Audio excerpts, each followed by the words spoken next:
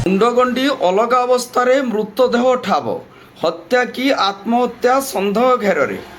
ସୂଚନା ଅନୁଯାୟୀ ନୀଳଗିରି ଥାନା ପଞ୍ଚଲିଙ୍ଗେଶ୍ୱର ଶୈବପୀଠ ନିକଟ ପାହାଡ଼ ଉପରେ ଜଙ୍ଗଲ ମଧ୍ୟରେ ଜଣେ ଅଜଣା ଗଳିତ ମୃତଦେହ ଠାବ ହୋଇଛି। ଶରୀରଠାରୁ ପ୍ରାୟ 50 ମିଟର ଦୂରରେ ଅଲଗା ହୋଇ ପଡ଼ିଛି ମୁଣ୍ଡ। ଶ୍ୟାମସୁନ୍ଦରପୁର ପଞ୍ଚାୟତ କେନ୍ଦୁନାଳ ଗ୍ରାମର ମାଧ ସିଂ ଗତ ମାର୍ଚ୍ଚ ମାସ 9 ତାରିଖରୁ ଘରୁ ନିଖୋଜ ଥିବାବେଳେ ମୃତଦେହଟି ତାଙ୍କର ହୋଇଥିବା ନେଇ ଅନୁମାନ କରାଯାଉଥିବା ବେଳେ ନୀଳଗିରି ପୋଲିସ ଘଟଣାସ୍ଥଳରେ ପହଞ୍ଚି ତଦନ୍ତ ଚଳାଇଛି। ସେପଟେ ମାଧ ସିଂଙ୍କ ସାନ ଭାଇ ହଳଧର ସିଂ ଗଳିତ ମୃତଦେହ ନିକଟରେ ପଡ଼ିଥିବା ଲୁଗାକୁ ବଳା ଓ ପିନ୍ଧା ଗଞ୍ଜିକୁ ଚିହ୍ନଟ କରିଥିବା ବେଳେ ଏହା ତାଙ୍କର ଭାଇର ବୋଲି କହିଥିଲେ। ତାଙ୍କ ଭାଇ କିଛି ଦିନ ତଳେ ଘରୁ ଝଗଡ଼ା ପରେ ନିଖୋଜ ହୋଇଥିବା କହିଛନ୍ତି। ପରେ ଏଠାରେ ଆସି ଆତ୍ମହତ୍ୟା କରିଥାନ୍ତି ବୋଲି ସେ ଅନୁମାନ କରୁଛନ୍ତି।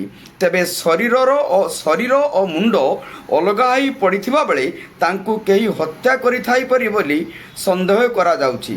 ଘଟଣାସ୍ଥଳରେ ପୋଲିସ ପହଞ୍ଚି ଉଭୟ ଆତ୍ମହତ୍ୟା ଓ ହତ୍ୟା ଦିଗରୁ ତଦନ୍ତ ଚଳାଇଥିବା ଦେଖିବାକୁ ମିଳିଛି। ଏନେଇ ନୀଳଗିରି ଥାନାରେ 13/24